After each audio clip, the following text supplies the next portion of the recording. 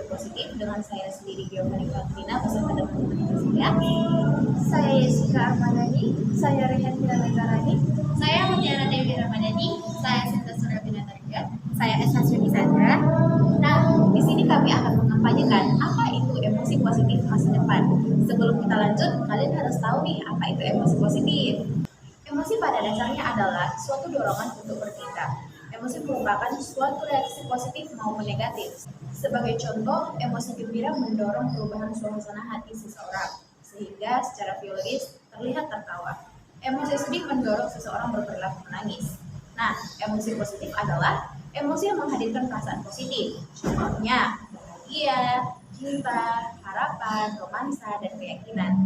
Pembagian jenis emosi positif menurut Seligman yaitu emosi positif masa lalu, emosi positif masa kini, dan emosi positif masa depan. Kali ini kita akan membahas emosi positif masa depan yang terdiri dari kepercayaan diri, keyakinan, harapan, dan optimisme. Apa sih kepercayaan diri itu? Simak berikut ini. Nah, seperti yang rekan saya bilang tadi, salah satu di antara emosi positif itu ada kepercayaan diri. Sebelumnya teman-teman harus tahu dulu nih, kepercayaan diri itu adalah keyakinan terhadap kemampuan apa yang kita miliki dan kemampuan pengembangan penilaian positif baik terhadap diri kita sendiri ataupun lingkungan sekitar kita. Tapi ada teman-teman yang belum punya kepercayaan diri yang tinggi. Aku ada sih, saya. Setiap orang pasti punya. Jangan khawatir sih, itu hal yang wajar ya. Karena kepercayaan diri itu bukan sesuatu yang kita bawa dari lahir. Karena seiring berjalannya waktu, kepercayaan diri itu bisa kita latih dan kita bangun. Bagaimana sih cara membangun kepercayaan diri itu ya? Yang pertama itu kita bisa berpikir positif dari diri kita sendiri. Yang kedua, usahakan juga kita itu berada dalam lingkungan yang orang-orangnya itu berpikiran positif, yang mempunyai rasa kepercayaan diri yang tinggi. Jadi kita tuh bisa termotivasi dari mereka. Tapi bukan berarti kita harus memilih orang dengan positif ya. Kalau misalnya ini jauh, gak usah deket. Gak usah dideketin. Kalau misalnya ini jahat, gitu. gak usah deketin gitu, nggak boleh gitu ya Iya. teman-teman. Yang ketiga itu kita harus musuh percaya diri itu pasti rasa takut ya. Jadi kita harus buang rasa takut kita ini jauh-jauh. Yang keempat itu kita harus tahu kelebihan dan kekurangan diri kita. Jadi kita bisa gali potensi apa yang ada dalam diri kita jadikan passion. Gitu juga dengan kekurangan. Kita harus jadikan kekurangan kita itu sebagai tantangan. Ya, jangan jadikan kekurangan itu sebagai alasan untuk tidak maju ya. Iya, Benar. Yang kelima itu kita harus melakukan pola hidup sehat. Karena orang yang nggak percaya diri itu kan salah satu di antaranya karena fisiknya atau kesehatannya. Jadi kita harus rajin berolahraga, makan makanan yang seimbang. Jadi manfaat kepercayaan diri itu salah satunya kita bisa yakin terhadap kemampuan yang kita miliki atau kita bisa yakin kalau kita mau menyelesaikan suatu masalah. Contohnya dari pengalaman saya pribadi ya teman-teman. Saya itu dulu orangnya nggak pede bisa depan banyak orang gitu. Seperti contohnya kalau presentasi depan kelas gitu, saya itu nggak pede dengan presentasi saya, dengan cara penyampaian saya kepada orang banyak gitu. Tapi seiring berjalan dengan waktu, saya latih terus gitu. Gimana sih caranya berbicara di hadapan banyak orang.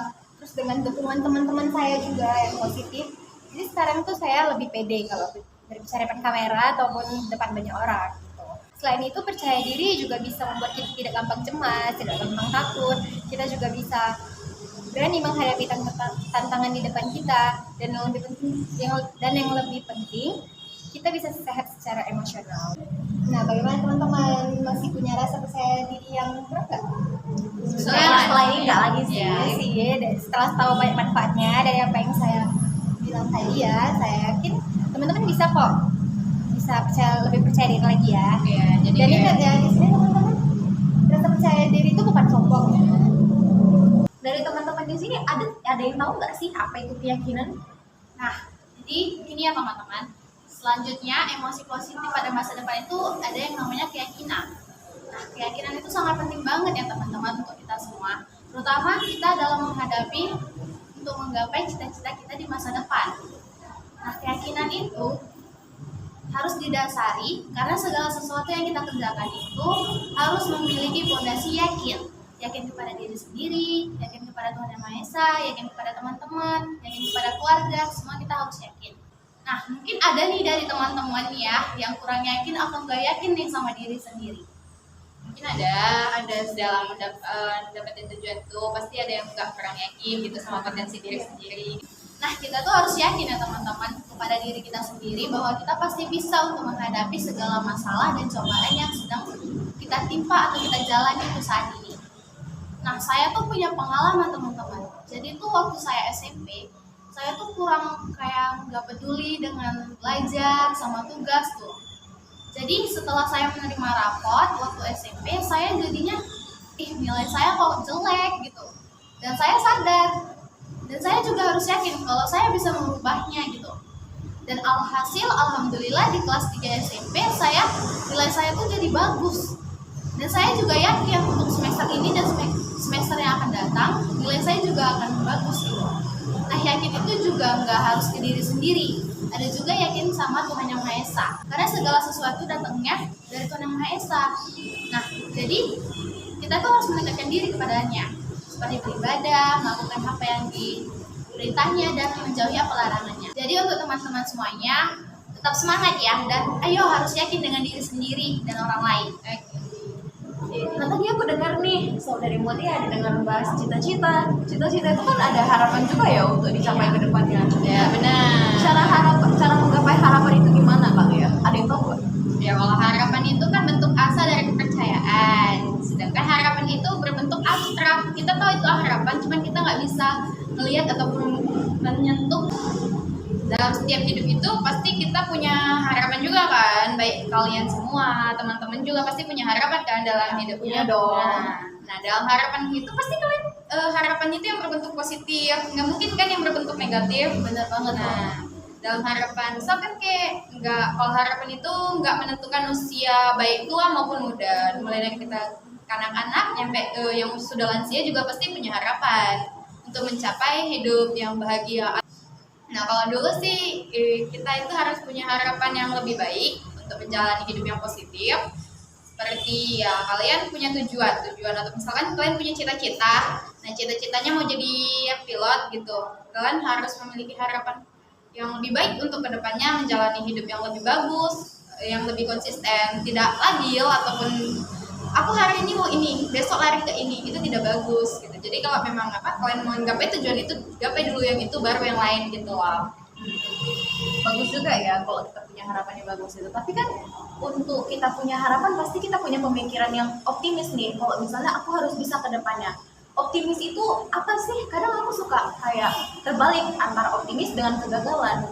Optimis itu sebenarnya dalam artian yang gimana? Di optimisme itu secara umum adalah suatu harapan yang dimiliki oleh seorang individu bahwa segala sesuatu hal akan menuju ke arah kebaikan. Memiliki sikap optimisme juga merupakan salah satu cara untuk memiliki sebuah harapan yang lebih baik lagi. Nah, perilaku yang dapat kita lakukan dalam kehidupan kita sehari-hari supaya optimisme kita meningkat adalah yang pertama, memiliki prasangka baik terhadap masa depan. Ya, walaupun masa depan itu kayak nggak sebuah ketidakpastian atau misteri ya, tapi orang yang optimis cenderung mengurangi kecemasan atau ketakutan akan masa depan mereka yang buruk. Karena suatu hal tersebut menjadi penghalang bagi mereka untuk agar maju terus ke depan. Yang kedua, berusaha mencari solusi terhadap sebuah permasalahan.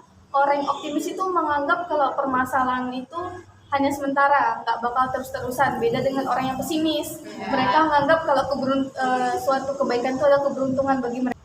Sehingga orang yang optimis selalu mencari cara dengan cepat agar tidak berlarut dalam masalah tersebut dan cepat terselesaikan. Yang ketiga, mengambil hal-hal baik dari setiap permasalahan. Usai melakukan aktivitas seharian, usahakan luangkan waktu 10 menit untuk mereview diri kita, hal-hal positif apa saja yang sudah kita lakukan dalam seharian ini tuh. Jadi, walaupun hal tersebut menyenangkan maupun tidak menyenangkan, kemudian syukurilah apa yang telah kalian capai pada hari ini. Yang keempat, selebrasikan dan catat. Kalau kata anak zaman now tuh kayak self reward ya. Kalian pernah nggak sih self reward? Pernah sih. Jadi saya itu punya pengalaman ketika saya sekolah, saya berkata kepada diri saya sendiri, kalau nilai saya dalam semester ini itu bagus, saya akan beli laptop untuk menunjang kemudian saya. Yang kemudian hal ini tuh saya catat ke dalam sebuah notes. Ketika saya ingin menyerah dan lelah untuk menggapai hal tersebut, catatan ini tuh dapat membangkitkan semangat saya dan motivasi saya agar terus berjuang. Kelima itu berekspektasi pada hal baik. Seperti contohnya kita tuh harus optimis kalau dalam belajar itu kita pasti akan ngerti jika kita belajar dengan sungguh-sungguh. ada prakteknya Iya, juga berarti iya.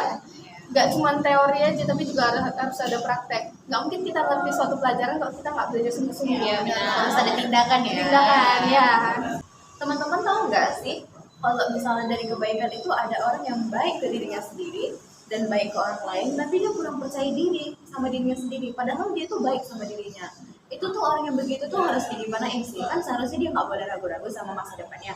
Dia Ya. harus percaya sama dirinya sendiri kan. Menurut kalian itu gimana sih? Nah, kalau misalnya seperti itu bisa dibilang juga dengan insecure masa depan ya kan? Oh iya, bisa iya, benar. iya. Benar kan? Pasti banyak ya kan yang insecure tentang masa depan ini ya kan? Iya. Pasti di sini juga ada yang kan? Ya, Ada pasti kan? Ada ada. sih, pasti. Gimana sih masa depanku nanti? Apa aku bisa jadi apa yang aku mau? Caranya ya kalian cukup, kalau ini kan kalian punya bakat, pasti semua manusia punya bakat. Cuman yang bilang nggak punya bakat itu karena kalian nggak mau mengasah bakat itu, apalagi potensi yang ada dalam diri kalian itu bagus banget buat masa depan kalian. Kalian pasti punya kan apa yang kalian sukai, contohnya kayak hobi atau apapun itu yang kalau menurut kalian itu menyenangkan, bisa jadi itu masa depan kalian, jadi diasah aja seperti yang dikatakan kayak Rehan. Bisa juga kalian bisa nulis itu di notes ya kan, itu catat aja, nanti kalau kalian bingung ini kayak mana nih ya, aku takut nih ke depannya gimana, ternyata kalian lihat itu, lihat catatan yang kalian ikat ke situ kan, jadi kan bisa optimis lagi. Oh, aku kan suka ini, gimana kalau aku dalami lagi, gimana nanti aku jadi berubah pikiran, oh jadi inilah masa depanku, oh ini yang aku inginkan. Jadi kalian bisa mencari itu, apapun yang buat kalian menyenangkan, pokoknya masa depan itu harus menyenangkan. Jangan kalian paksa apa yang kalian tidak inginkan, atau dari misalnya pasti ada nih kan orang tua yang memaksakan anaknya menjadi ini. Iya, iya, harus kayak Iya, Kamu harus jadi ini. iya, jadi ini, jadi A, jadi B gitu. Nah itu bisa loh bikin anak depresi juga loh.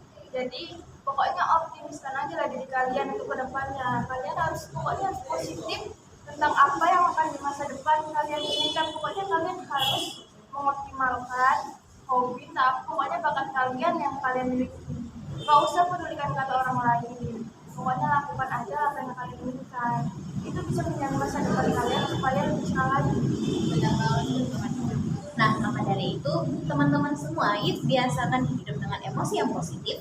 Salah satunya membiasakan sikap optimis kita dalam kehidupan sehari-hari dengan cara mempercaya kita, percaya diri, punya kepercayaan diri, punya keyakinan, dan punya harapan untuk masa depan kita.